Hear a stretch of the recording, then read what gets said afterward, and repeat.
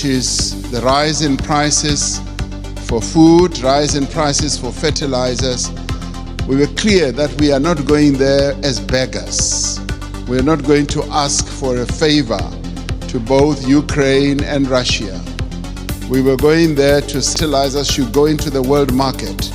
So we were not on a begging mission, even as we are in great need as a continent and all that. That should go to demonstrate that Africa should never be seen as a continent.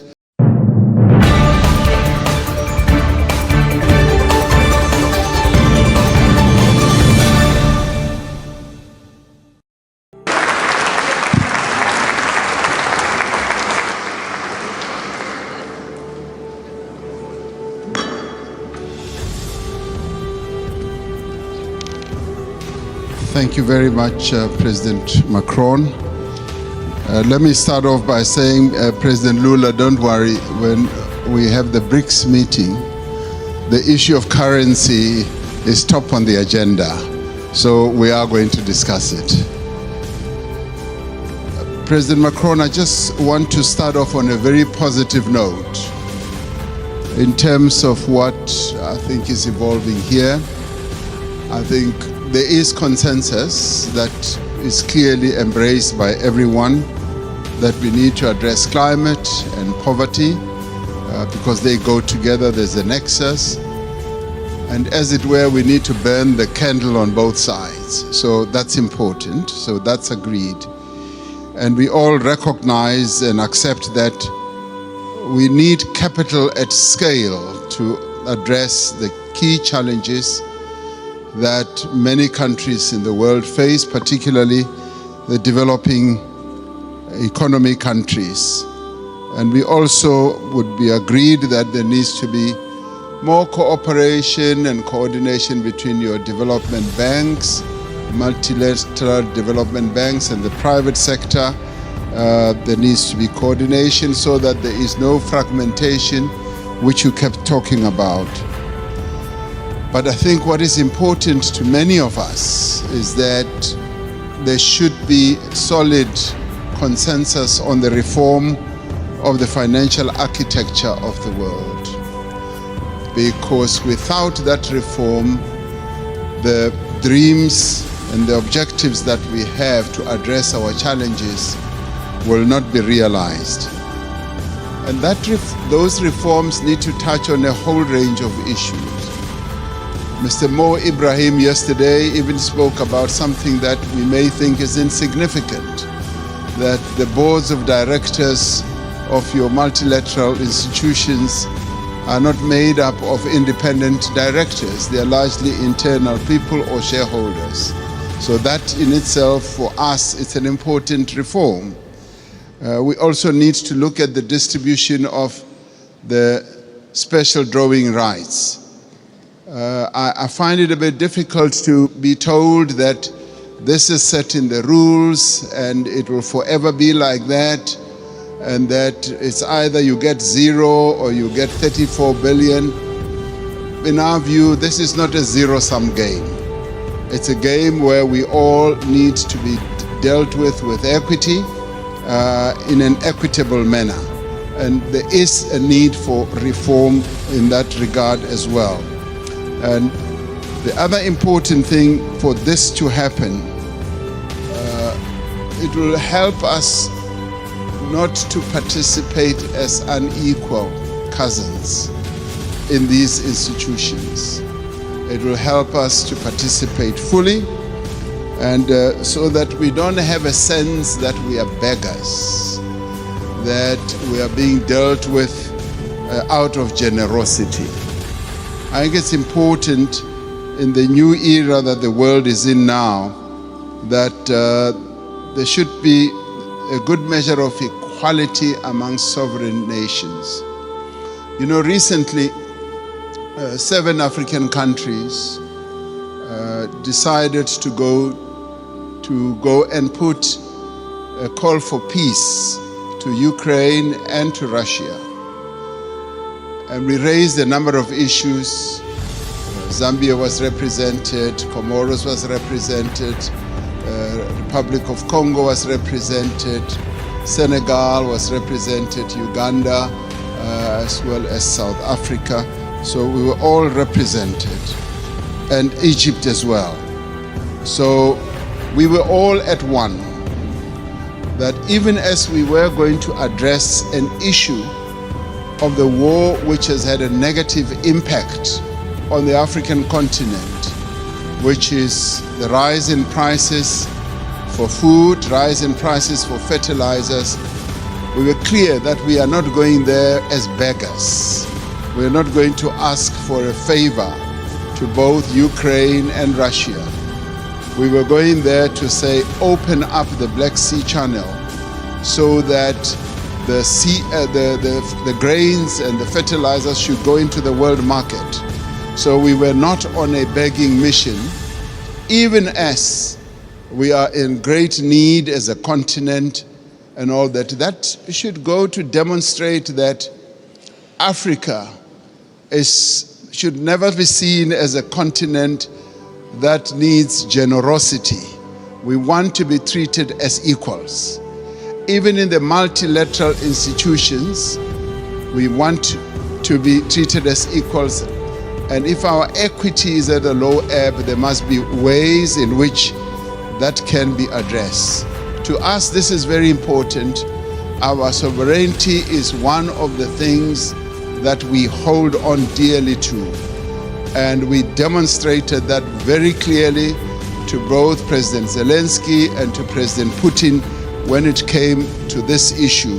Even as there were suggestions that, yes, we can donate this, we can donate that, we said, we want you to release these grains and fertilizers to the world market so that the world can trade in these commodities and other issues we can handle in a different way. I wanted to make that point so that it should be understood where Africa has evolved up to. We want to be key players on the world stage, want to be key players even in the financial markets and in the MDBs.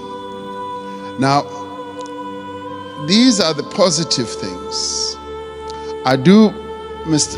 President Macron, want us to address another issue which to us is a bit of a negative. You will have heard President Sisi talking about the 100 billion that was promised in Paris. President Sassou Nguesso yesterday as well also spoke about it at the dinner. Now there is that issue that a number of the commitments that have been made have not really been fully lived up to. But before I get into details, let me immediately say that we recognize the many initiatives that have been put on the table, and a number of countries here have done so. Germany has gone out of the way to put a number of initiatives, and the US has also done a number of things.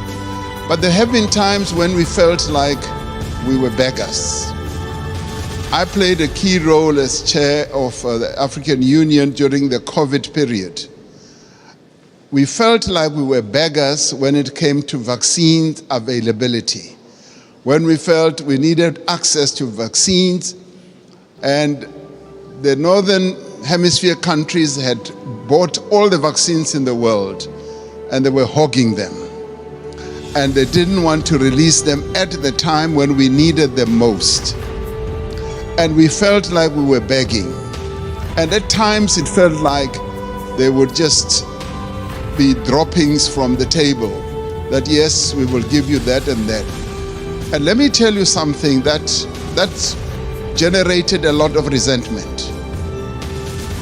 We resented that, and it got worse when we said we want to manufacture our own vaccines.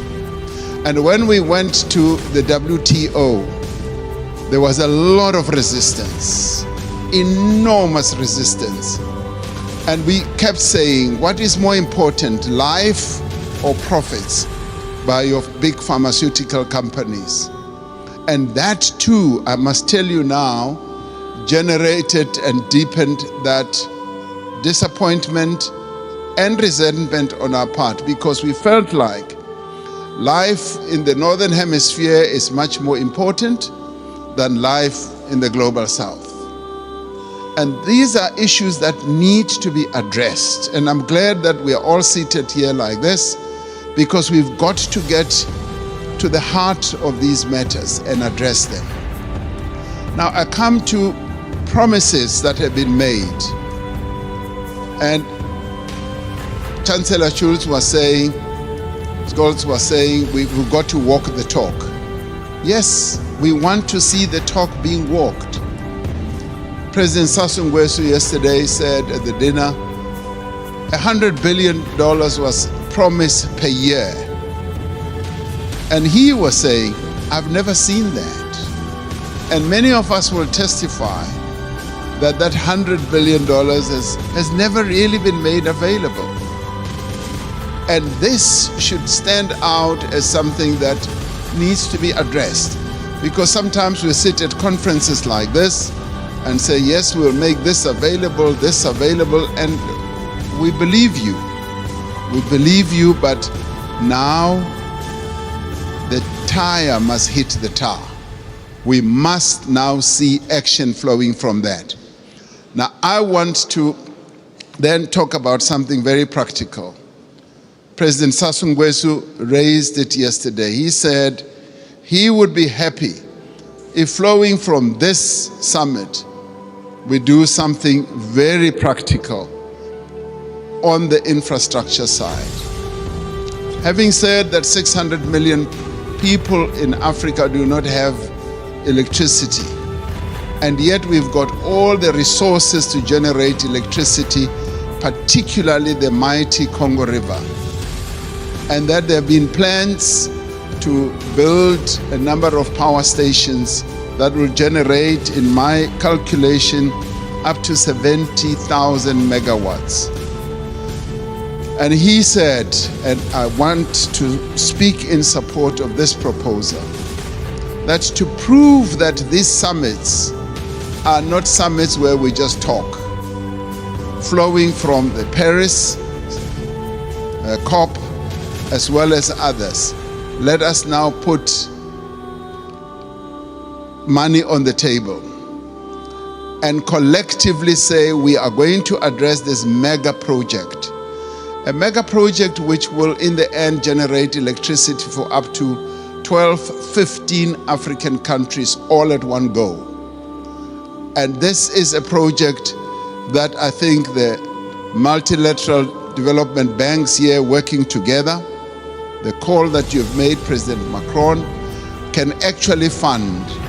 And where, as we rise from this, we should be able to say the Inga Dam is now going to be developed into the Inga Power Station, the one that President Sassou Nguesso mentioned, and the next one as well. If we can do that, then we as Africans will now be convinced that these summits are really meaningful.